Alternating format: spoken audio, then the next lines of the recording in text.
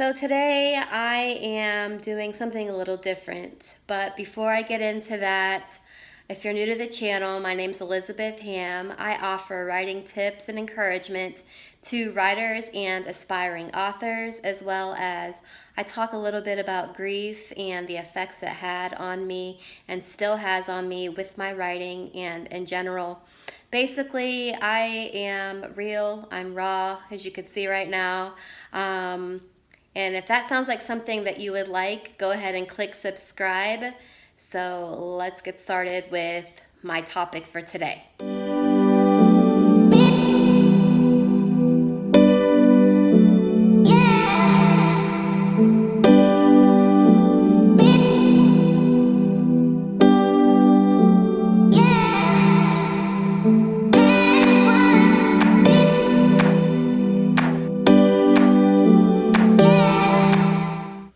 Hi everyone, welcome back to my channel. I know that I look different than I usually do. I usually put together, my hair done, makeup and all that. But I wanted to get on here and be real and raw with you today and talk to you, vent, let you know that I am struggling. I said that I was going to be outlining the rewrite to my novel starting for Camp NanoWrimo of this year in July. And honestly, I think I'm just second guessing myself. I went to the store earlier this morning and I got supplies, hopefully trying to trick my brain, new notebook, highlighters, just, stuff that us writers love. And honestly, it was fun putting the notebook together, but when I sat down and started writing out the characters, what they look like, what they were good at, what they were bad at, what their flaws were, that was easy. But then came me trying to figure out the plot. And honestly, this is a rewrite. So I should probably back up to the beginning because you're probably lost right about now. I started writing this particular novel, I believe it was back in 2013 for the actual NanoWrimo. I got 50,000 words down for that month. I won, and I gave it to somebody who told me that it was good, but there were a lot of holes, and I understood that. So the next year I rewrote it. And I don't know why I went whole years in between. I have no clue. I rewrote it, didn't let anyone look at it, thought that it was a lost cause, began writing short stories, novella type stories, fan fiction, continued writing my poetry, didn't think I was good enough to write an actual novel. Well, I gave this manuscript, well actually I think the first couple of chapters, to somebody, and she read it, and she told me, she began asking all these questions that I didn't even think about. You would think that as an English major, I would know. But as an English major, it's not the same as journalism. It's not the same as writing. I just don't think that I was ready. I have a lot of rough spots I had to learn. And so I have been talking myself out of it. Honestly, I think it's time that I just pick it up and rewrite it. And a whole new concept came to me, probably around Christmas time. And I think I spoke about this in a previous video where I had a friend read the first 2 or 3 chapters, and she said, "Did you ever think of making this young adult? I can actually see these characters as teenagers." And I was like, I don't know. I had my heart set on them being, 20, 21. But then I began to think about it, and I began to think about how I do love reading young adult novels.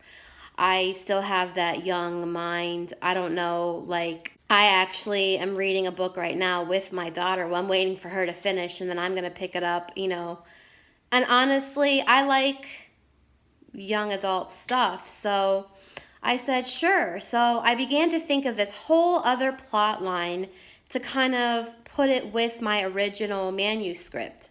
I haven't thrown it all out, that's for sure, but I am taking a different direction. And I think what's killing me is that I have to wait until July 1st to start writing, which I really don't, because I plan on doing the 25,000 words in July. I could start now. But I've gotten so accustomed to being a pantser, meaning just writing things off the top of my head, sitting down, typing things out. I am such a rebel when it comes to outlining, yet outlining has been my savior in the past. So forcing myself to outline, forcing myself to do what I call grunt work, has made me start to overthink, and self-doubt has crept in. And the reason why I look like this with this bandana and my wild hair, no makeup, I took my daughter to the track earlier and to train because she is in cross country. And I saw that, she was struggling to run. Now, I used to run, and I have not run for years. In my earlier 20s, I ran. I ran when I was a teenager. I loved running. I prided myself in being the fastest in my class. I just loved to run, and I used to run in the little town that I grew up in. I would go down to their track and run. I would run on the road. I just loved it. There was just something about that runner's high. I just loved running, and I was religious about the running. And having not done it in years, I said, I don't, honey, I probably am not going to run, but I will walk this entire thing. I'll walk as much as you run. So we started off walking. We walked the first lap, and then she took off running. And the more I saw her struggle, the more I just wanted to help her. I wanted so badly to help her, and I wanted to show her. She knows how much I used to love running, and so I just started running. Don't ask me why. I just started running, and I'm running, and I'm huffing, and I'm puffing, and I'm gasping for air, and I'm running out of gas, and I had forgotten how to breathe, so I felt like, oh man, I saw stars. So I ran one whole length of the track. The track, each lap is 1/4 of a mile. So I ran from one end to the other, and then I had to stop to just speed walk, but I wouldn't let myself stop. And I did that twice, so I figured that I ran 1/8 of a mile. And my daughter she kept turning around to see where I was. I think that she just kept turning around to see if I would rescue her. I don't really know what she was doing. She kept turning around to see where I was. And at one point she saw me running, and I think that just encouraged her to start running again herself, because like her hands were in the air. I knew she was gasping for air because this is new for her. She's training. She's not done this before. So I guess the moral of the story is there is so much strength in numbers. There's so much strength. She drew the strength when she turned around and saw me running. She thought, oh man, mom's running. She has not run in years, and she's running. I better start running, she ended, and she's bawling her eyes out, just bawling her eyes out. And I was like, well, what's wrong? She goes, oh, I don't want to talk about it. I'm like, just talk to me. Why are you crying? Are you okay? She's like, Mom, I don't know why I did this. Why am I doing this? I can't do it. I was like, yes, you can. You did great. You ran more than me. I was like, but you saw me running, right? She was like, yes. I said, so it's just practice. This is just practice. We have all of next month. We're just going to keep doing this. And I know that Kim Chance started on her channel. She was talking about when she's working out, and she was talking about the 60-40 rule that she learned from her trainer, how right when you think you want to give up, you still have 40% more to give. And honestly, that is so true. When I heard her say that, I began applying that to my daughter when she's running, and I began applying that, to me. And Kim is so right. There's there's just, you know, writing, sometimes you want to give up, and I want to just take this notebook and toss it out the window and say, forget it. But there's something about this concept that I want to keep writing. There is something about that I just can't let it go. I have let it sit there. I have made so many excuses why I'm not writing it, but yet I need to keep going. And so Camp NanoWrimo is right around the corner.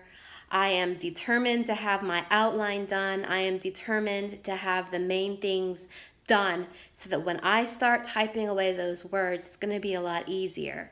I'm not saying that I will follow the outline to the 100%, 100% of the time, because I'm the type of person, sometimes a story takes a different turn, and it's always been that way for me. I'll think to myself, I don't want this to happen, and I'll just come up with a different scenario at the time, and then I'm going to have to change the outline. But the truth of the matter is, right when I want to give up, which I do want to give up right now, I know that I won't, and I know that I can't, because I know that there's so much more that I can do. So if you're discouraged today with your Camp NanoWrimo project, or even just your project in general, know that you have so much more to give. Know that we are here as a community of writers and aspiring authors. Some of us are already authors, and we have all been there. We get to this point where we say, I can't do it. Why am I even doing this? Like, who gave me the right? Right? But we're doing it because deep down, we know that we are writers. So I hope this encourages you, and I think I kind of encouraged myself a little bit by talking this out. Let me know in the comments below if you're struggling, if there's something that you're struggling with for this upcoming Camp NanoWrimo, or with your manuscript in general. Let me know in the comments below. Let's encourage each other, because we are a community. We can be there for each other, and we can be each other's, cheerleader. Let me end this video by saying, keep on writing.